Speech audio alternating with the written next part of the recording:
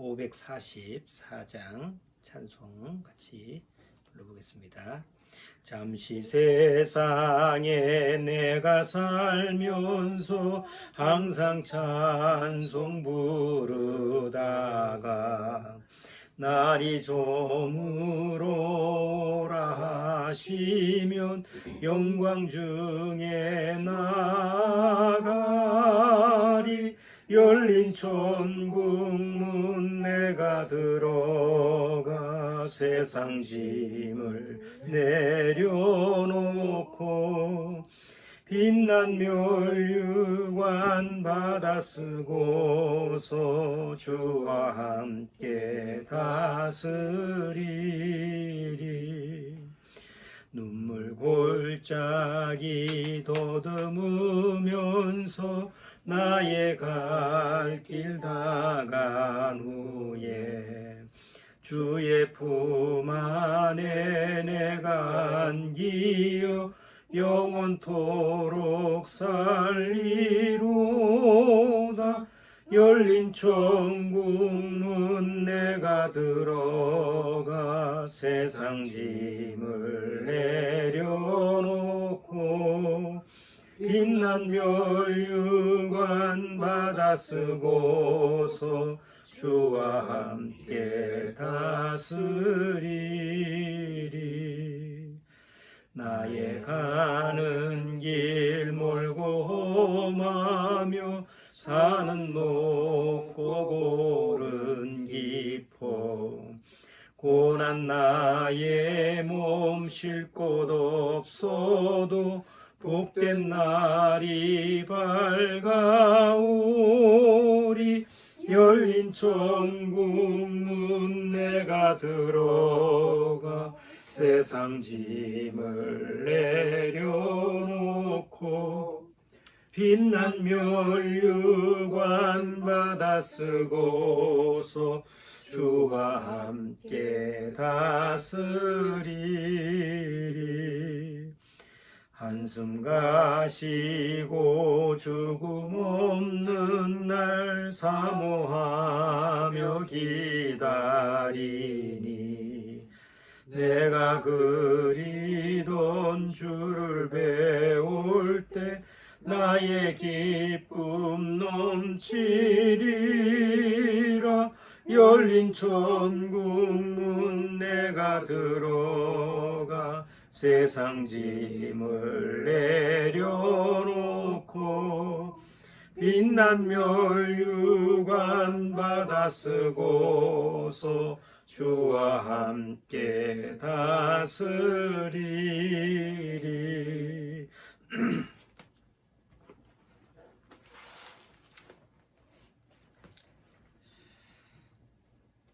자, 오늘은 본문 말씀을 예레미야 42장 내용을 같이 보도록 하죠. 예레미야 구약성경 예레미야 42장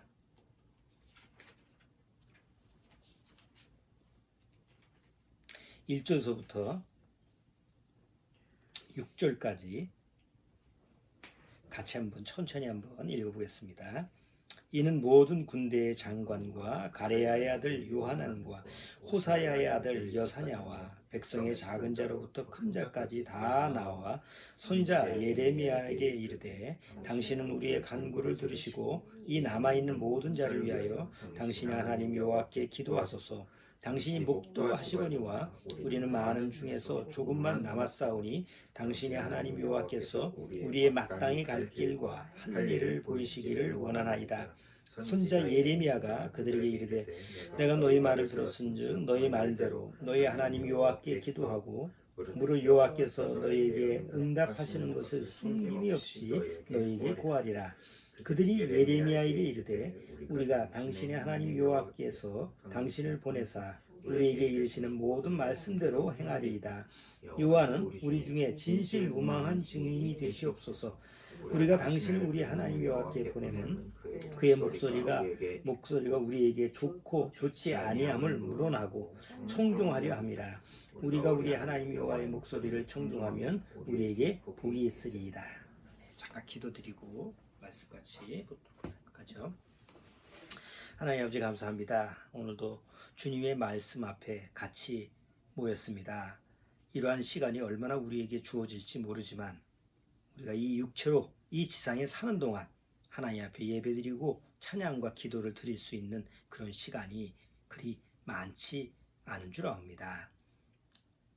그렇다고 해서 우리가 이 지상에서 남은 그 기간이 또 아쉽거나 섭섭한 것이 아니라 어느 날 천국에 가서 영원히 주님과 함께 더불어서 찬양과 하나님을 찬송하는 그런 귀한 시간을 갖는다라는 소망 때문에 우리는 이 지상에서 하나님을 섬기는 그러한 모습을 더 간절히 원하게 되는 줄 압니다. 아무쪼록 이 남아있는 이 기간 동안 시간을 허비하지 않고 늘 하나님을 경외하고 주님을 사랑하는 그러한 시간을 충만히 누릴 수 있는 그러한 복을 허락해 주옵소서. 마지막 때에 늘 말씀을 통해서 경계하고 주님의 뜻이, 하나님의 뜻이 어디에 있는가라는 것을 말씀을 통해서 지혜를 얻을 수 있도록 주님께서 허락해 주옵소서. 예수님의 이름으로 기도드리옵나이다. 아멘. 자, 오늘 예레미야서 이 42장 1절서부터 6절까지 내용을 봤는데, 만약에 이제 1절서부터 6절까지 내용을 우리가 이제 설교를 한다. 그러면 어떤 설교가 될까요? 여기 이스라엘 민족 그 사람들이 예레미야라는 선지자 앞에 나와서 당신이 하나님께 기도를 해서 하나님의 뜻을 구하죠. 그리고 이제 뭐라고 얘기하느냐면 하나님의 뜻이, 그러니까 하나님의 말씀이 좋든지 나쁘든지, 이 말은 내가 하나님 말씀을 듣기에 좋은 말씀이든지 아니면 또 우리한테 나쁘게 하는 말씀이든 관계없이 다 순종하겠습니다. 청종하겠습니다.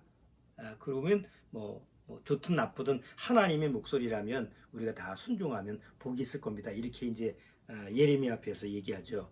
그러니까 이 얘기대로 이 말씀대로 적용을 하면 설교 때 목회자가, 여러분들도 마찬가지입니다. 하나님 앞에서 하나님의 목소리가 좋든 나쁘든 여러분한테 좋게 들리든 아니면 나쁘게 들린다라고 하는 것은 하나님이 나쁜 말을 해서 그런 게 아니고 하나님이 어떤 징계의 말씀이라든가 회개에 돌이키라는 그런 강한 경고의 말씀을 했을 땐 들을 때 기분이 나쁠 수 있지.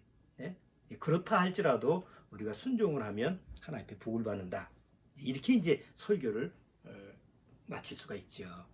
이게 이제 성경을 잘못 인용했을 때의 허점이에요. 그러니까 대부분의 그 목회자들이 성경을 갖다 인용할 때 이제 이런 식으로 하는 경우가 많죠. 예를 들어서 좋은 예가 이제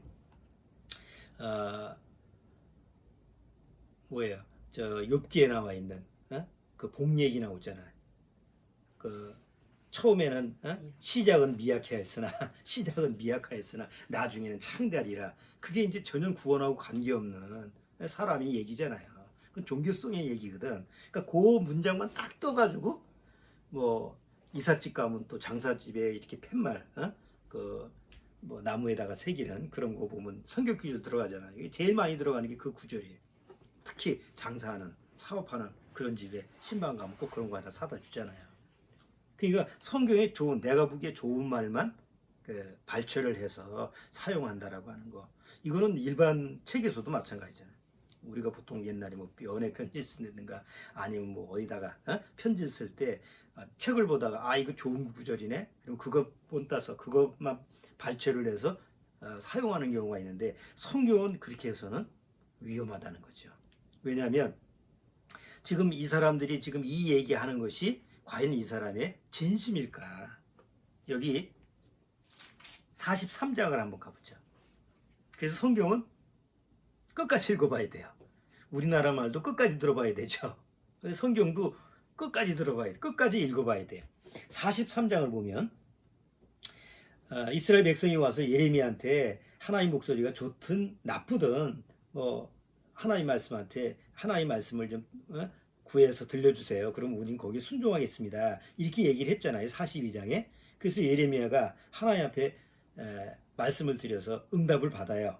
그래서 이제 그래 니들이 원하는 대로 하나님이 이런 말씀을 하셨다. 근데 들어보니까 자기네들이 원하는 말이 아니야. 그래서 듣고 나서 어떤 반응을 보이느냐. 43장 1절부터 조금 읽어볼게요. 예레미야가 모든 백성에게 그들의 하나님 여호와의 말씀 곧 그들이 하나님 여호와께서 자기를 보내사 그들에게 이르시게 하신 이 모든 말씀을 다 말하며 호사야의 아들 아사랴와 가레아의 아들 요하난과 및 모든 교만한 자가 예레미야에게 말하되 가로되 내가 거짓을 말하는도다. 아니 뭐 하나님이 어떤 말씀을 하든 다 순종하겠습니다. 이렇게 기껏 얘기해 놓고 하나님 앞에 좀 하나님이 주시는 응답을 좀 받아와 주세요 했는데 정작 예레미야가 응답을 받아오니까 어떤 반응을 보이는 거예요? 자기네들이 원하는 대답이 아니야. 그러니까 대부분 뭐라고 하느냐면 네가 거짓말한다. 이렇게 해서 이제 예레미야를 핍박하는 모습을 여기 보게 돼요. 이런 것을 뭐라고 하느냐면 종교성이라고 그러는 거예요. 종교성이라는 게 뭐냐면 그 사전적인 정의를 보면 인간만이 가지고 있는 종교적인 성정. 그러니까 짐승한테는 없어. 인간만이 가지고 있는 그 종교를 갖기를 원하는 그런 성품이에요. 그래서 신에게 끊임없이 요구하고 그 자기가 믿는 신한테 어떤 응답을 받기를 간절히 원하는 이런 성품. 이게 이제 종교성이거든. 근데 보통 불교를 믿든 아니면 그 이슬람교를 믿든 그 자기가 믿는 신에게 부지런히 기도하는 모습을 이슬람교 하루에 5번 기도한다든가 유대인들이 하루 3번 기도한다든가 기독교인들이 매일마다 가서 새벽 기도를 한다든가 천주교인들이 맨날 극구하는 그 마음의 저변에는 뭐가 있어요? 끊임없이 자기가 믿는 신한테 뭔가 요구하고 자기가 원하는 걸 요구하고 바라는 그런 응답을 원하는 그런 것을 끊임없이 하는 건데 그게 이제 종교성이라는 건데 뭐냐? 자기가 원하는 걸 구하는 거예요. 자기가 믿는 신이 원하는 뜻하고는 관계없이 내가 이걸 원하면 내가 적어도 믿는 신은 그걸 반드시 해줘야 돼. 그러니까 되게 어떤 세상 종교를 믿든 다 그렇게 믿지.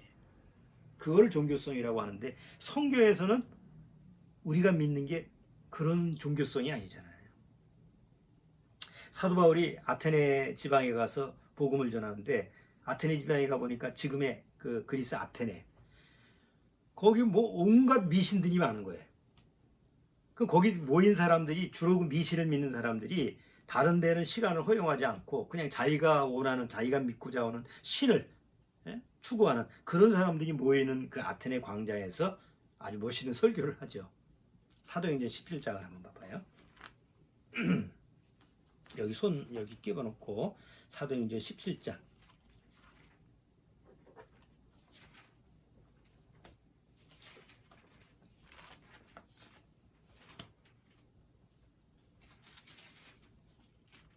사도행전 17장 22절서부터 사도행전 17장 22절서부터 내가 좀 빨리 읽어볼게요. 바울이 아레오버그 가운데 서서 말하되 아덴 사람들아 너희를 보니 범사에 뭐가 많도다? 종교성이 많도다. 그러니까 종교성이 많다는 건 다 미신들만 믿고 있다. 미신이 뭐예요? 미신. 밑자금. 미로 할 때 밑자잖아. 모르는 신이야. 자기가 믿는데도 그 신이 뭔지도 몰라. 자, 너희를 보니 범사의 종교성이 많도다. 내가 두루다니며 너희에 위하는 것들을 보다가 알지 못하는 신에게라고 새긴 단도 보았으니 그런즉 너희가 알지 못하고 위하는 그것을 내가 너희에게 알게 하리라. 우주와 그 가운데 있는 만유를 지으신 신께서는 천지의 주제시니 손으로 지은 전에 계시지 아니하시고 또 무엇이 부족한 것처럼 사람의 손으로 섬김을 받으시는 것이 아니니 이는 만민에게 생명과 호흡과 만물을 친히 주시는 자이심이라. 인류의 모든 족속을 한 혈통으로 만드사 온 땅에 거하게 하시고 그러니까 아담과 하와를 통해서 모든 인류가 태어나게 되는 거죠. 저희의 연대를 좋아하시며 연대가 뭐예요? 역사를 정하는 거예요. 저희의 연대, 역사를 정하시며 거주의 경계를 하나 하셨으니 거주의 경계는 각 하나님이 허락하시는 그 나라마다 자기가 사는 경계선이 있잖아요. 우리가 다 있죠. 우리나라도 남한 북한이라도 경계선이 있잖아요. 거주의 경계를 하나님이 정하셨다는 거예요. 거주의 경계를 하셨으니 이는 사람으로 하나님을 혹 더듬어 찾아 발견케 하려 하심이로되 그는 우리 각 사람에게서 또 멀리 떠나 계시지 아니하도다. 이게 무슨 얘기예요? 하나님이 거주의 경계를 해서 역사를 정해놨기 때문에 그 역사를 되돌아보면 끊임없이 하나님이 살아계심을 발견할 수 있다. 이 얘기를 하고 있는 거예요. 우리나라의 삼한시대, 뭐 옛날에 삼국시대, 고구려 백제 신라, 통일신라 시대, 그 우리 역사를 배울 때 배우잖아. 우리는 그 세기서부터 2000년 후의 사람들인데 그 역사가 있었다는 걸 뭘 어떻게 알아? 그 당시에 뭐 유명한 강감찬 장군, 을지문덕 장군, 이제 쭉 와서 영웅들, 이순신 장군 그런 만나본 적도 없는 그 역사의 인물들을 우리가 정말 실존했던 인물이라는 걸 어떻게 아냐고. 역사책을 통해서 알잖아. 그리고 거기 그 거주의 경계, 그들이 살았던 장소, 묘가 있다든가, 아니면 흔적이 있다든가, 어디 지방마다 돌아다니면 그 역사의 그 장소가 있잖아. 뭐 일부러 꾸미지 않은 이상. 그 경주에 가보면 그 경주에 찬란한 신라시대의 유적들이 많이 있어요. 이거 다 가짜야. 이거 사람들이 꾸며낸 거야. 그렇게 생각을 안 하잖아. 이 1000년 전에 중국 우리나라의 경주에 이런 역사가 있었구나. 불국사를 보면서 이 불교가 이렇게 굉장히 발전됐었구나. 이런 걸 우리가 믿지. 그냥 그들이 인정을 하지. 이거 다 가짜야. 이거 다 관광객 모으기 위해서 이게 꾸며낸 거야. 이런 사람 없잖아. 이집트 문명도 마찬가지고 어떤 역사적인 문명도 박물관에 가가지고 이거 다 짜가야. 그럼 갈 필요가 없지. 그러니까 거주의 경계, 하나님이 역사를 정해졌기 때문에 그 역사를 되돌아보면 고각적 그런 증거를 보면 하나님이 눈에 안 보여도 하나님이 없다. 이렇게 할 수 없는 증거를 마련하셨다는 거지. 자, 그러면서 이제 포인트는 뭐냐면 30절에 보세요. 알지 못하던 시대에는 하나님이 허물지 아니하셨거니와 이제는 어디든지 사람을 다 명하사 회개하라 하셨으니 이는 정하신 사람으로, 이 정하신 사람은 이제 예수님이에요. 정하신 사람으로 하여금 천하를 공의로 심판할 날을 작정하시고 이에 저를 죽은 자 가운데서 다시 살리신 것으로 모든 사람에게 믿을 만한 증거를 주셨음이니라. 이렇게 하는.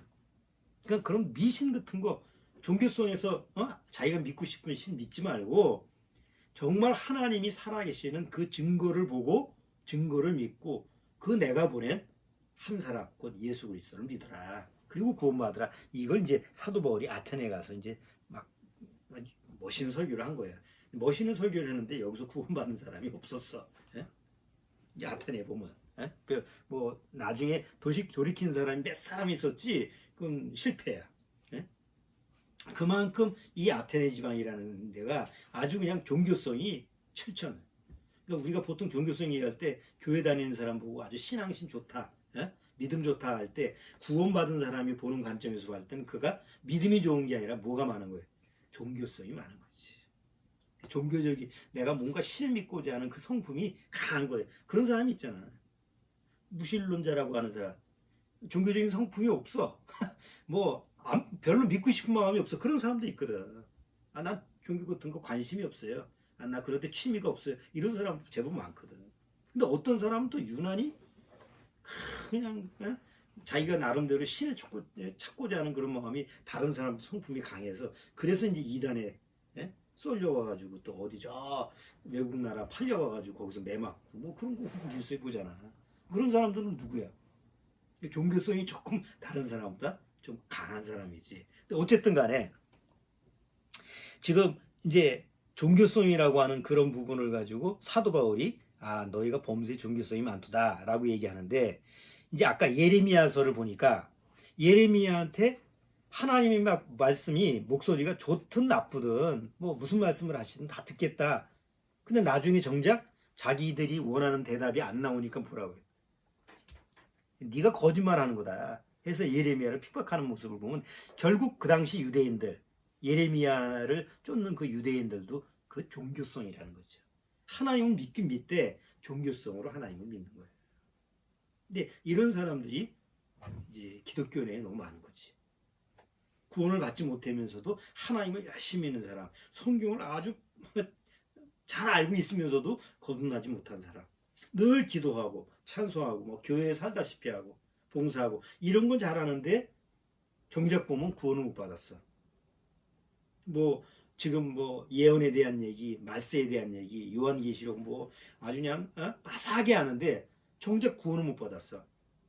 그런 사람들이 바로 뭐 어떤 문제에 있느냐? 바로 종교성에 머물러 있는 사람이죠. 자, 그래서 그런 부분, 종교성으로 하나님을 믿으면 절대 천국을 못 가요. 휴거를 받을 수가 없어요.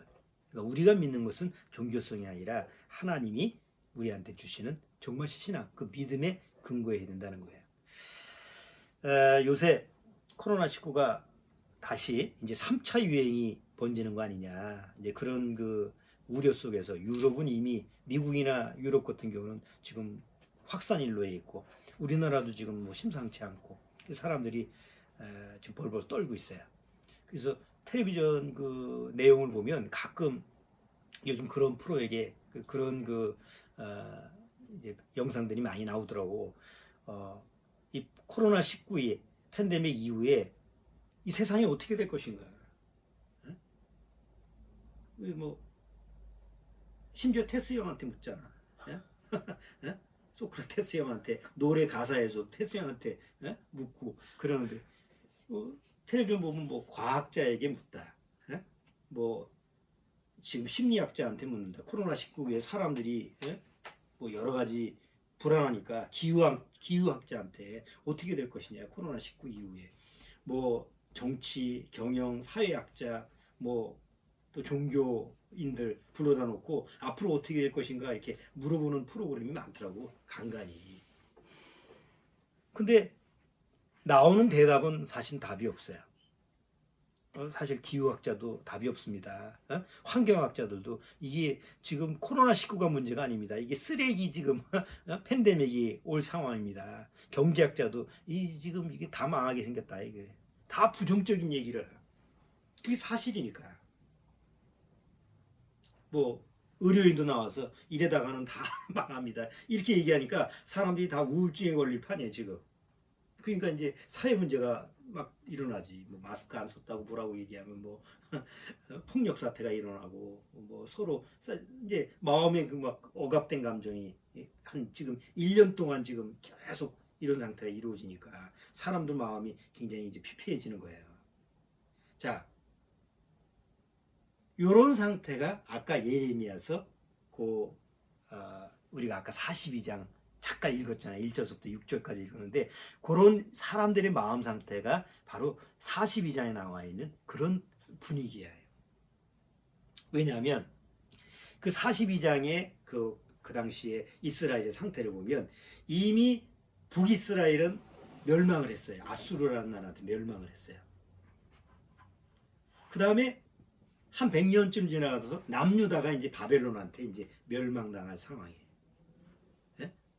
근데 거의 이제 멸망을 했어. 바벨론으로 해서. 그래서 마지막 그 유다 왕, 그 남유다의 마지막 왕이 누구냐면 시드기야 왕인데, 예?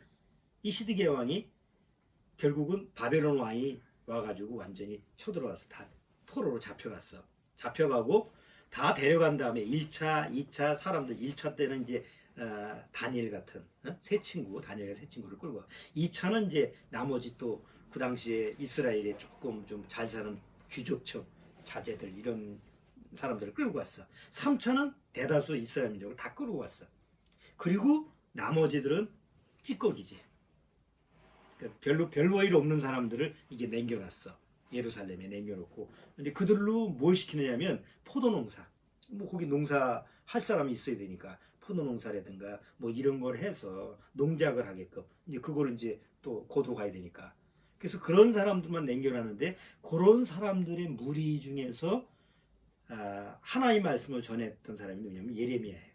예레미야가 끝까지 남아서 그 남은 잔류의 쉽게 말하면 그 바벨론에서 찌꺼기를 남겨놓고 그냥 여기서 농사나 짓게 하고 뭐 허드렛 일을 하고 이렇게 남아있는 사람들을 위해서 마지막까지 남아있는 사람이 누구냐면 예레미야 선지자예요. 그러니까 마지막까지 남아있는 사람이 누굴까? 그 쉽게 말해서 바벨론이 조금 인재다, 조금 똑똑하다, 조금 데려가서 좀 써먹을 만하다라고 하면 다 데려갔잖아. 예를 들어서 뭐 다니엘이나 이런 총명했잖아. 바벨론에 가서도 하나님이 이 역할을 하고 그러는데 나머지 남기고 있는 사람은 바벨론이 봐서도 이거는 뭐 죽어도 그만인 같은 사람들이야. 버려도 그만인 사람들이야. 예? 아무 짝에도 쓸모없는 사람들인 거지. 하지만 하나님은 그들을 위해서도 선자를 남겨놓는 거예요. 예레미야를. 왜? 그들을 계속 하나님의 말씀으로 보존시키기 위해서. 자, 그런데 예레미야가 계속 하나님의 말씀을 그들한테, 남아있는 사람들한테도 살 수 있는 방법을 가르쳐 주는 거예요. 그러면 그 살 수 있는 방법이 뭐냐? 너희들 바벨론한테 그냥 순종해. 근데 그 당시에 이스라엘의 원수가 누구예요? 바벨론이거든. 바벨론이 뭐 쳐들어와가지고 다 끌고 가고 못 살게 하고 그러니까 하나님이 야, 바벨론한테 니들이 복종하고 순종하면 너희들 뭐 걱정 없이 내가 살게 해줄게. 이런 말을 예레미야가 전하니까 그게 믿어지는 거예요? 안 믿어지지. 에? 아니 어쩔 수 없이 에? 남의 나라가 우리나라가 일제 통치하에 있을 때 일본 놈 밑에서 그냥 어쩔 수 없이 이렇게 내가 머리 꿇고 뭐 죽지 않으려면 그 말을 듣는 거지. 만약에 누군가 나서서 하나님이 저 일본인들한테 순종하면 너희들 복준된다. 그러면 그런 걸 받아들일 사람이 누구냐? 우리나라 사람 입장에서도 그 당시에 독립운동 하는 거 그거 못하는 것도 미안해 죽겠는데 오히려 일본 사람들한테 거기다가 맞춰가지고 그러면 그런 사람들을 뭐라고 그래? 일본의 앞잡이라고. 지금까지도 저 일본 놈들 앞잡이 했던 놈들이 해가지고 지금까지 그냥 걸고 넘어지잖아. 그러니까 그 당시 상황을 보면 이스라엘을 중심으로 해서 세계 정세가, 그 당시 세계 정세가 이스라엘을 중심으로 해서 강한 나라가 아수르라는 나라, 이스라엘의 북쪽, 저 동북쪽, 거기에 아수르라는 나라가 있고, 저 남쪽에는 애굽이라는 나라가 있고, 그 다음에 이쪽, 저 이란 쪽에 있는, 이쪽에 있는 이 나라가 바벨론이라는 나라예요. 지금 우리나라의 상황에서 우리가 좀 강대국이라고 하는 나라가, 우리가 의식하는 나라가 어디예요? 가까운 데는 일본, 중국, 그 다음에 러시아, 그 다음에 미국이잖아. 그러니까 우리는 좀 우리나라 안에서도 미국 편이 있고, 미국 쪽에서 좀 어떻게 기대려고 하는 쪽도 있고, 또 중국 쪽에 좀 기대려고 하는 그런 쪽도 있고, 또 일본은 또 대놓고 뭐 기댄다 이렇게 안 하잖아. 근데 어쨌든 우리나라는 강대국에 둘러싸여 있기 때문에 어쩔 수 없이 눈치를 보는 수밖에 없어. 뭐 일본 나쁜 놈이라고 해도 경제대국이니까 일본의 눈치를 안 볼 수가 없고, 미국이라는 나라는 뭐 어쨌든 우리한테 우리가 좀 기댈 나라가 미국 말고는 없으니까 미국을 기대고, 중국이라는 나라는 또 우리하고 늘 무역 관계를 하고 가까운 나라니까 또 무시할 수가 없고, 소련은 지금 약화됐지만 옛날 같은 경우만 해도 소련은 무시할 수 없는 나라잖아요. 그럼 거기서 지금 우리나라 같은 경우에 누구를 기대할 거야? 누구를 기댈 거야? 만약에 하나님이 딱 한 나라를 지정해 놓고, 야, 너 그 나라한테 복종하고 순종해, 내가 복 줄게. 그러면 우리나라 사람들이 그래야 되겠구나 할 사람이 누가 있어요? 그 당시 유대인들도 똑같다는 거지. 이제 그걸 알려면 조금 그 당시에 저 배경을 좀 그 당시 시대적인 배경을 한번 좀 알아야 되는데, 하나님이 이스라엘을 중심으로 해서 이스라엘이 말을 안 들을 때는 주변 국가를 사용해서 이스라엘을 공격해서 사용을 했잖아요. 그래서 이스라엘 중심의 주변 나라가 뭐 그 당시에 암몬 족속, 모압 족속, 지금의 이제 요르단, 그다음에 뭐 시리아, 레바논, 그다음에 요 아래 지역에 보면 이집트 일인데, 하나님이 가끔 가다가 이스라엘이 우상을 섬기고 불순종하고 그러면 주변 나라 암몬, 모압 이런 나라를 통해서 이스라엘을 막대기로 치게 하지. 그래서 이스라엘이 왕국을 건설하고 가장 번성했던 때가 언제야? 솔로몬 왕 때잖아. 다윗 왕 때는 정보를 해서 주변 나라를 그냥 꼼짝없이 그냥 함부로 쳐들어오지 못하게 다윗이 왕국을 튼튼하게 세웠고, 솔로몬 왕 때는 그 왕국, 아버지 다윗이 세운 왕국을 유지하면서 누리는 거예요. 그러니까 솔로몬 때는 주변 나라가 뭐 함부로 이스라엘을 공격할 수가 없었어. 왜? 다 고만고만한 나라야.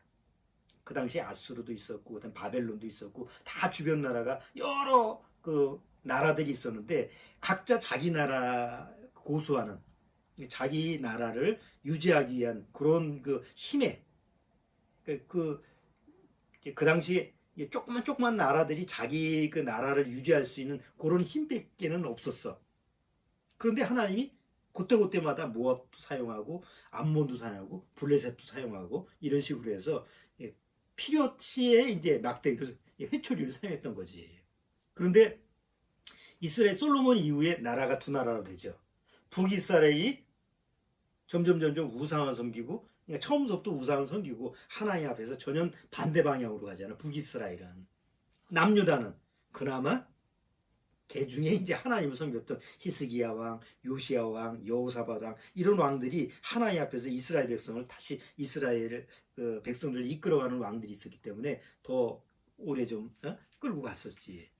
그런 즈음에 하나님이 이거 이스라엘이 말을 안 들었을 때는 어떻게 막대기로 회초리를 써야 되겠다라고 하는데, 그때 하나님이 세우셨던 나라가 이제 아주 덩치가 큰 나라들이 하나씩 나타나요. 그리고 하나님이 북이스라엘이 야, 이건 도저히 얘네들은 그냥 놔두면 안 되겠다. 한번 이 북이스라엘은 멸망시켜야 되겠다. 이래서 하나님이 계획 속에서 큰 나라를 하나 세우는데, 그게 아수르라는 나라야. 북쪽에 시리아, 그 이라크 이런 지역을 좀 총괄해서 아주 그냥 나라를 그냥 그 영역을 크게 만들었던, 그런 세력을 크게 했던 나라가 아수르라는 나라예요. 그럼 아수르라는 나라가 성경에서 한 140번 가까이 나와. 아수르라는 나라 그렇게 많이 나와.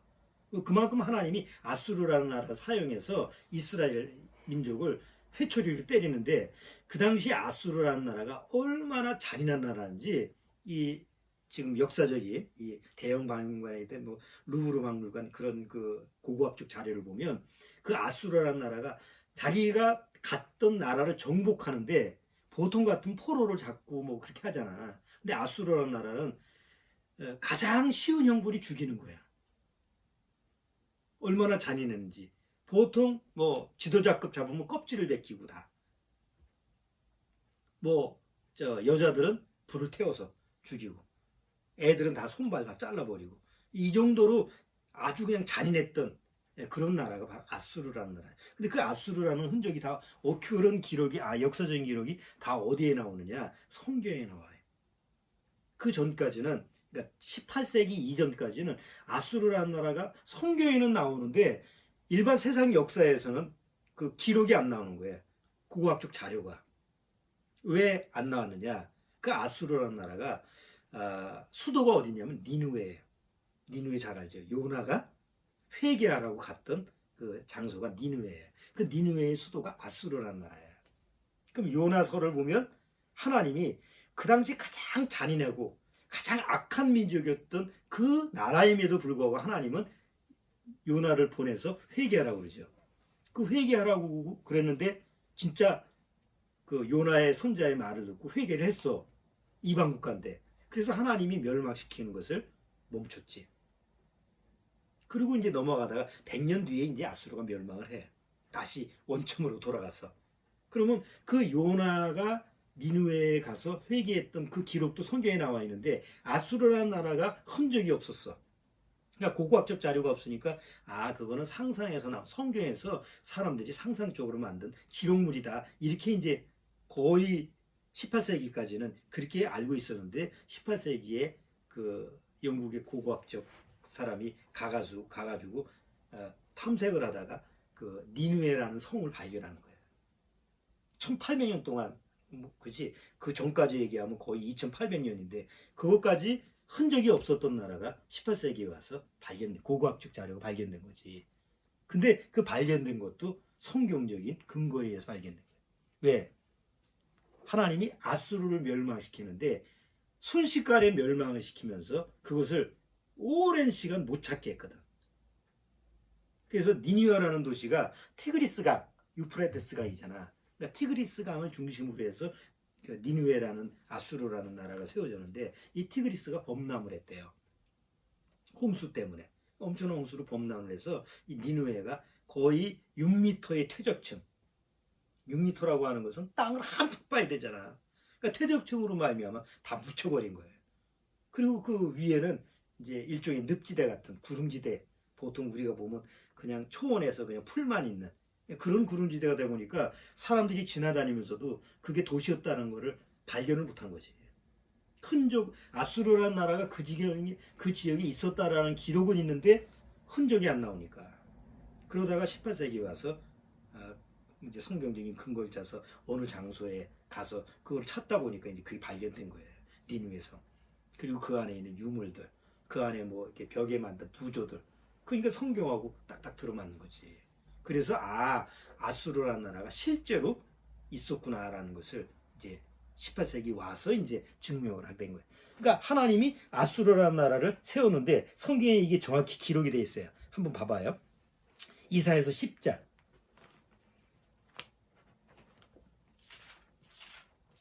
이사야서 10장.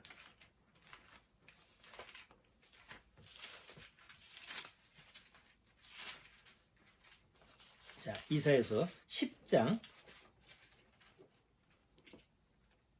5절. 자, 이사야서 10장 5절. 자, 같이 읽어보죠. 화 있을진저 아수르 사람이여 그는 나의 진노의 막대기요 그 손에 몽둥이는 나의 분하이라. 이 뭐예요? 아수르라는 나라는 내 손의 막대기다. 누구를 치기 위한 회초리예요? 이스라엘 민족을 회초리는 징계하는 거잖아. 말을 안 들었을 때. 내 손의 막대기다. 그 손의 몽둥이는 나의 분하이라. 그런데 12절을 봐봐요. 12절.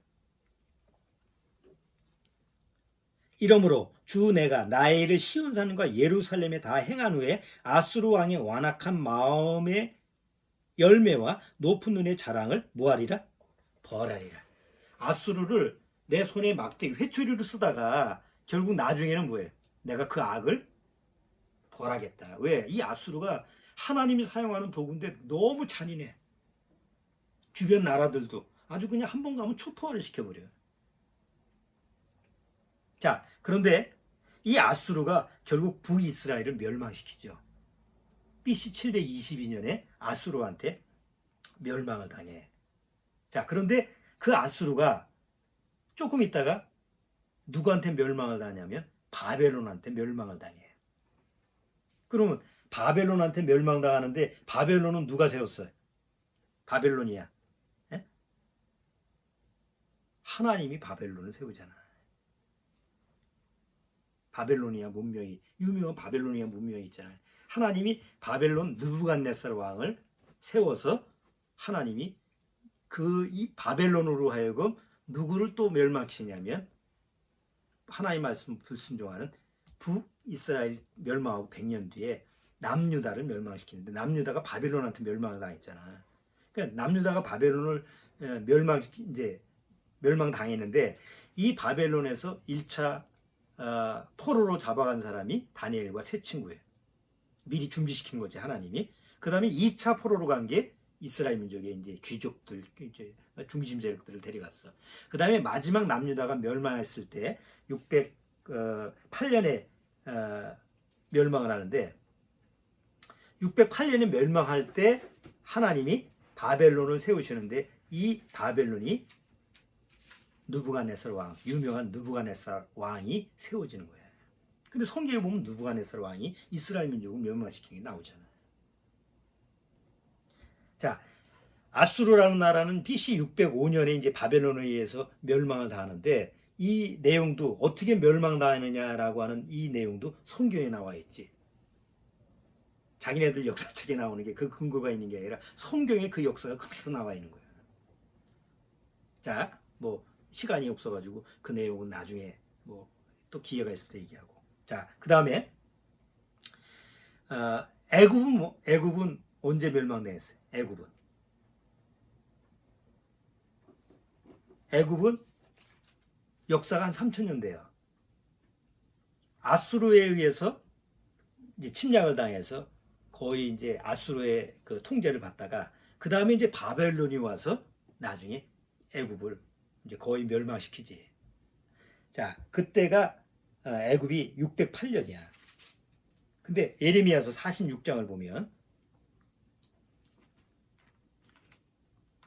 예레미야 46장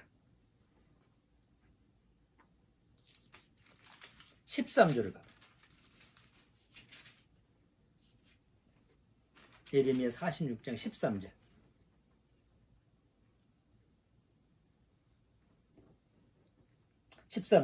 바벨론 왕 느부갓네살이 와서 애굽 땅을 칠 일에 대하여 선자 예레미야에게 이르신 여호와의 말씀이라. 아니, 애굽이 바벨론 느부갓네살에 의해서 멸망을 당했는데 이게 세상 기록이야. 세계사를 보면 그 애굽이 바벨론에 의해서 멸망당했다, 침략을 당했다라는 기록이 나오죠, 세계사에. 근데 성경에는 뭐라고 돼 있냐면 바벨론 왕 느부갓네살이 와서 애굽 땅을 칠 일에 대하여. 아직은 친 게 아니잖아. 네? 하나님이 예레미야를 통해서 미리 예언을 했는데 바벨론이 애굽을 쳐서 멸망시킨다라는 예언이 돼 있다는 거지. 그러니까 세계사의 기록을, 중동 지역의 역사를 가만히 보면 아수르가 일어났다가 멸망하고, 그 다음에 아수르를 멸망시킨 바벨론이 애굽을 멸망시키고, 바벨론이 또 일어났다가 페르시아한테 멸망당하고, 페르시아가 또 일어났다가 그리스한테 멸망당하고. 이게 이미 성경에서 하나님이 예언한 대로 왔다는 거지. 세상사는 예언이라는 게 아니잖아. 이루어졌던 거에 대해서 기록한 게 역사잖아. 근데 성경은 이미 앞으로 이렇게 될 거다. 아수르가 일어났다가 우연히 멸망하는 게 아니고 하나님이 너 아수르 누구한테 멸망당할 거다. 애굽 바벨론한테 멸망당할 거다. 바벨론 페르시아한테 멸망당할 거다. 이게 미리 예언이 된 그 각본대로 탁탁탁 이루어졌다는 거지. 그게 역사고 그게 고고학적 증거예요. 그러니까 아까 사도행전 11장에 뭐라고 그랬어요? 하나님이 연대를 정하시고 거주의 경계를 하나셨으니 이는 누구든지 그 내용을 보면, 역사와 그 거주의 경계를 보면 하나님이 하셨구나라는 것을 알 수 있게끔 했다 이거지. 바벨론의 역사도 한 3,000년 지났잖아요. 3,000년의 역사가 진행되는데 그 바벨론이 인류 문명사에서 가장 꽃을 피웠던 때가 언제냐면 바로 지금 남유다가 멸망시킨 그때 BC 6세기예요. 근데 바벨론이 신바벨론이라, 그래서 느부갓네살 왕이 세운 그 나라를 신바벨론이라고 그래. 아수르를 멸망시키고 애굽도 멸망시키고 그 당시에 바벨론 제국을 만든 게 신바벨론인데, 신바벨론의 역사가 몇 년이냐면 83년이야.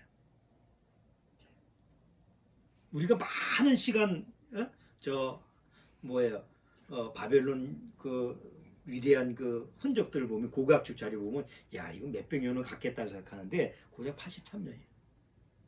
왜? 하나님이 예레미야나 에스겔이나 선지자를 그 당시에 남유다를 멸망시킨 그 바벨론의 역사를 한 70년 정해놨어. 이스라엘 민족 보고 뭐라고 했어? 너희들이 내 말대로 바벨론을 포로로 잡혀가면 언제 돌아온다고? 70년 만에 돌아온다. 그럼 70년 만에 돌아오는 때가 언제냐면 바벨론이 멸망할 때가 70년 만에 돌아오잖아. 바벨론이 돌아오게 한 게 아니죠. 누가 돌아오게 했어? 고레스가 돌아오게 했잖아. 고레스가 누구야? 메데 파사라는 바사 제국의 그 왕이 고레스잖아. 그러니까 바사라는 페르시아가 바벨론을 침공해서 멸망시킨 다음에 그 다음에 그 바벨론한테 포로로 잡혀갔던 유대인들을 다 뭐라고 그래? 돌아가서 너희들 성전을 짓고 다시 해라. 그게 명령을 했던 게 고레스거든. 그때 멸망하는데 그때 시기가 언제냐면 바벨론 제국이 한 83년대. 그러니까 하나님의 역사 속에서 이스라엘을 잠시 70년 동안 포로 생활하게 한 거야. 그리고 성경은 뭐라고 얘기하느냐? 이스라엘 민족이 내가 거하는 거룩한 성 예루살렘과 거룩한 땅을 더럽혔으니까 그 거룩한 땅을 회복시키는 기간이 70년. 다 내쫓아버리고 그 이스라엘이 더럽혀졌던 땅을 아주 그냥 사람이 안 살게 하는 그런 땅으로, 황무지 땅으로 만들어서 쉬게 하는 거예요. 근데 레위기의 법을 보면 이스라엘 민족이 다시 희년으로 돌아가는 때가 뭐예요? 7년이잖아요. 그리고 70년이지. 70년이면 다시 원점으로 돌아가. 그래서 하나님은 이스라엘 민족, 아주 하나님 앞에 우상을 섬겼던 북이스라엘을 멸망시키고 남유다를 멸망시켰던 그 이스라엘 민족을 다 자기 땅에서 다 떠나가게 하고 그 땅을, 하나님의 거룩한 땅을 그냥 쉬게 하는 거예요. 70년 동안. 그리고 70년 동안 쉬게 하기 위해서 사용했던 나라가 바로 바벨론 제국이었다는 거지. 그래서 지금 영국 그 대형 박물관에 가보면 그 대형 박물관에 중동 지역, 중동관이라고 그러지. 중동관에 보면 그게 아수르관서부터 순서가 그렇게 정해져 있대. 이게 코스가 아수르관을 지나면, 아수르 다음에 뭐예요? 바벨론 나라. 그러니까 그 유물을 그대로 전시한 거예요. 아수르라는 유물을 지나가서 보면 아수르를 멸망시켰던 바벨론 유물들이 나오고, 바벨론을 지나가면 바벨론을 멸망시켰던 페르시아, 메데파사의 유물이 나오고, 메데파사 지나가면 그리스 로마의 유물이 나오고, 코스대로 역사가 그대로 지나가. 거주의 경계도 아수르의 나라가 멸망하고 나서 바벨론이 그 아수르 애국까지 싹 경계가 바뀌어져. 그 다음에 페르시아가 바벨론을 멸망시키고 나서 그 전 지역을 페르시아가 경계를 딱 취해. 그리고 페르시아를 멸망시킨 그리스가 그 경계를 더 넓혀서 저기 아테네까지. 그 다음에 로마가 와서 전 세계를. 거주의 경계가 그렇게 바뀌는 거예요. 그게 보니까 또 누구의 역사야? 성경을. 하나님의 역사가 되는 거지. 자, 예레미야서 50장 한번 봐봐요. 예레미야 50장.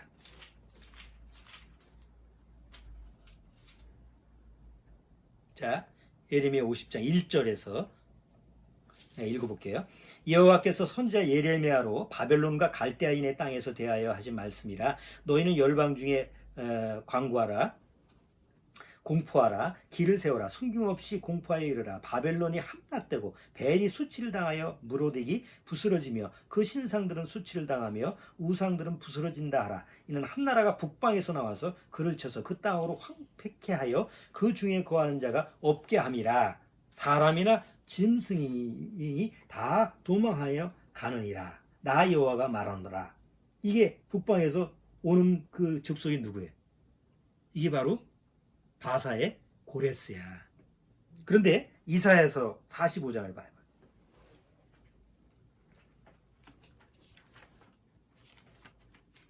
이사야서 45장을 보면 고레스라는 이름이 나와.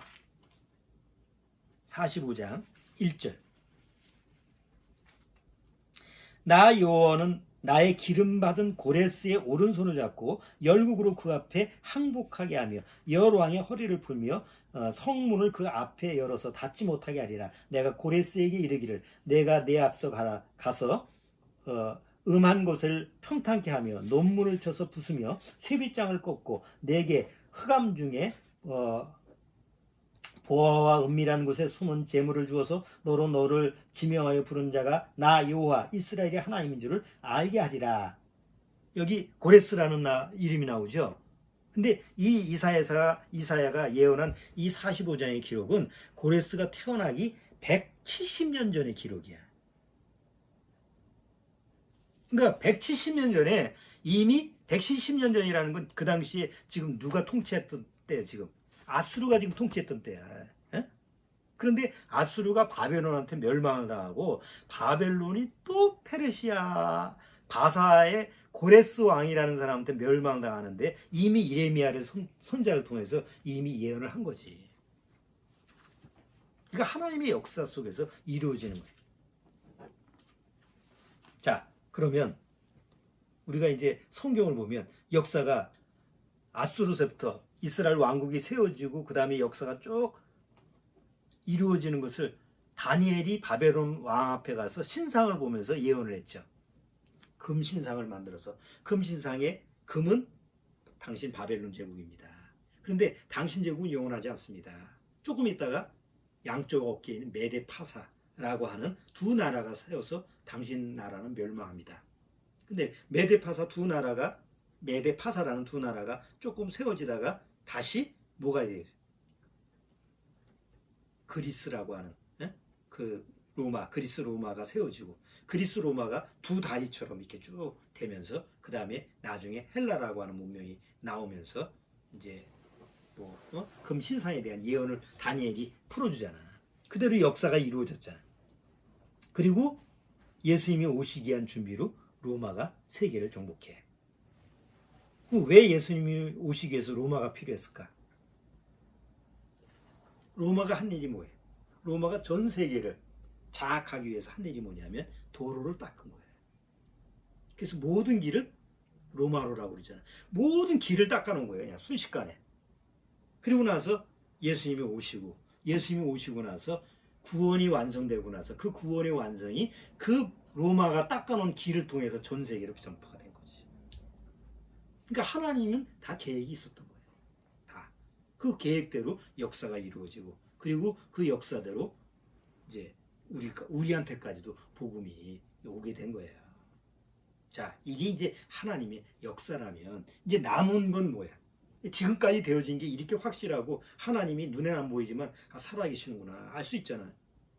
대형박물관에 가서 아수르라는 부조를 보면 그 부조라는 게 뭐냐면 앞에 그 벽면에다가 조각을 해가지고 지금 뭐 아수르 왕 누가 이렇게 공을 이렇게 세웠다, 어느 나라를 침공했다 이런 게 기록이 돼 있잖아. 그러면 이스라엘을 침공했던 부조가 대형박물관에 있대.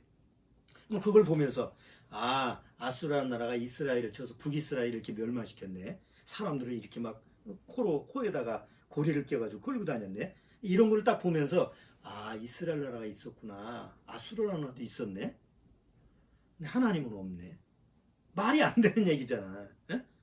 바벨론 부조를 보고 바벨론의 그 고고학적 자료를 보고 이 당시에 바벨론 나라가 있었구나. 바벨론이 남유다를 유다를 멸망시켰구나. 엄연히 고고학적 자료가 있는데 그렇지만 하나님이라는 분은 뭐 눈에 안 보이니까 없는 거네. 그러니까 그런 거는 그건 믿을 수가 없잖아. 그래도 사람들은 구경만 하지 믿지는 못하는 거지. 구원을 못 받는 거예요. 그걸 보고 우리나라에서도 대다수 기독교인들이 뭐 그런 대형 박물관이라든가 루브르 박물관 보면 그런 고고학 거를 보고 오더라고.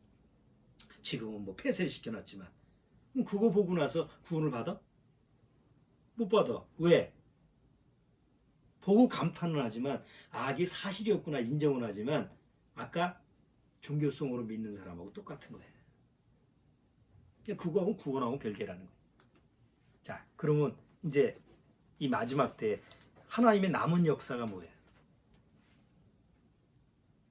바로 7년대 환란이 올 거고 적그리스도가 올 거고 적그리스도를 통해서 7년 동안 이 세상이 하나님의 심판 아래 있다가 마지막 하나님이 예수님이 재림하시면서 다 심판한다는 게 마지막 남은 거잖아요.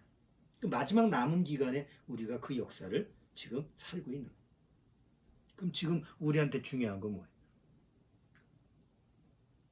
아까 예레미야서 42장처럼 예레미야 선지자가 하나님 말씀을 전하면 그냥 종교성으로 무슨 말씀을 하시든지 요즘 교회 나가는 사람들이 똑같이 그렇게 얘기하잖아. 좋은 말이든 나쁜 말이든 하나님 말씀은 다 순종할게요. 뭐 이렇게 입으로는 그런데 마음은 안 바뀌었어. 그러면 아무 소용이 없다는 거지. 그러면 지금부터 3000년 전이나 예수님 당시 2000년 전이나 지금 우리 때나 가장 중요한 것은 거듭나야 돼. 거듭난다는 건 하나님이 좋아하시는 것대로 돼야 돼. 하나님 좋아하시는 게 뭘까? 하나님이 좋아하시는 것은 새 거야. 큰 건 안 좋아해. 하나님은. 그래서 계속 성경에 보면 새 것이라는 말이 계속 내가 새 나라를 만들겠다. 너희를 새 것을 만들겠다. 보라, 옛 것은 지나갔으니 새 것이 되었도다. 내가 새 영을 주겠다. 새 마음을 주겠다. 새로운 성품을 주겠다. 그래서 구원받으면 뭐가 되는 거예요? 새 마음이 들어온 거고 새 영이 들어온 거고 새로운 가치관이 들어온 거고 새로운 생각이 들어온 거고 정말 새로운 나라가 새 하늘과 새 땅이 약속으로 지어진 거고 그러니까 다 새 것으로 바뀐 것이 거듭남이지. 전혀 바뀌지도 않았으면서도 구원의 교리만 가지고 있고 앞으로 휴거가 되면 난 될 거다라고 하는 막연한 소망. 내가 새 마음으로 마음이 새 거로 바뀌어야지 그 약속도 내 안에 새 것으로 오는 거지. 자, 그렇기 때문에 결론적으로 정말 하나님이 원하시는 것은 바로 지금 이 시대에 하나님의 역사는 믿든 안 믿든 하나님의 역사대로 흘러가기 때문에 우리는 그 사실을 보면서 살고 있는데 오늘날 이제 마지막 하나님이 이루시는 그 역사를 우리가 경험을 하게 될 텐데 그때 내가 어떤 자세가 어떻게 준비되어야 되느냐. 항상 하나님 앞에 새 것으로 준비가 되어 있어야 된다. 자, 오늘 여기까지. 시간이 앞으로 좀 많아지면 이스라엘 역사를 통해 구약 역사를 통해서 역사 요새 설민석이라는 사람이 역사 강의하잖아. 그럼 역사 얘기하면 굉장히 재밌잖아. 근데 성경처럼 또 재밌는 역사도 없어. 왜냐하면 지금 세상 역사가 성경하고 다 맞물려 있으니까. 그러니까 그거하고 이렇게 연관시키면 좋은데 사람들은 그것만 달랑 듣고 있지. 설민석 얘기하면 재밌잖아. 그럼 지나고 나면 시험도 안 볼 거니까 잊어버리지. 그런 재미삼아 성경을 읽고 성경을 듣고 그러지. 정말 그걸 듣고 살아계신 하나님의 생명, 새 생명 이것을 누리고 소유하는 사람은 그렇게 많지 않다는 거지. 안타까운 점. 자, 한번 정말 내가 새 것이 되었는지 내 안에는 새 영과 새 마음이 있는지 말씀을 통해서 꼭 한번 점검해 보시기 바랍니다. 기도하고 마치겠습니다. 하나님 아버지 감사합니다. 정말 하나님이 정한 경계와 하나님이 세우시는 그 역사의 증거 자료가 너무나 많고 세상 사람들도 그걸 부인할 수 없는 그런 사실이 있음에도 불구하고 사람들은 구원을 받지 못합니다. 그냥 종교성으로 하나님을 믿고 종교성으로 교회를 나가고 종교성으로 열심히 봉사를 하고 헌금도 하고 시키는 건 다 하지만 정작 하나님이 원하시는 한 가지 너는 정말 거듭나야 된다. 새 것이 되어야 된다. 이 하나님의 결정적으로 중요한 말씀에 대해서는 등한히 여기고 관심이 없는 게 요즘 기독교인들의 어리석은 모습입니다.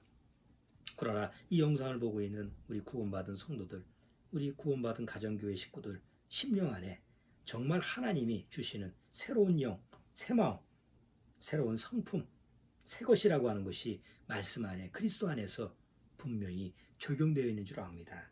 아무쪼록 늘 하나님 앞에 기도와 묵상을 하면서 과연 내가 하나님의 말씀으로 늘 새 것으로 새 심령으로 새 마음으로 주님의 말씀을 늘 상고하면서 살고 있는지 점검하는 그런 귀한 시간이 있도록 주님께서 이끌어 주옵소서. 예수님의 이름으로 기도드리옵나이다.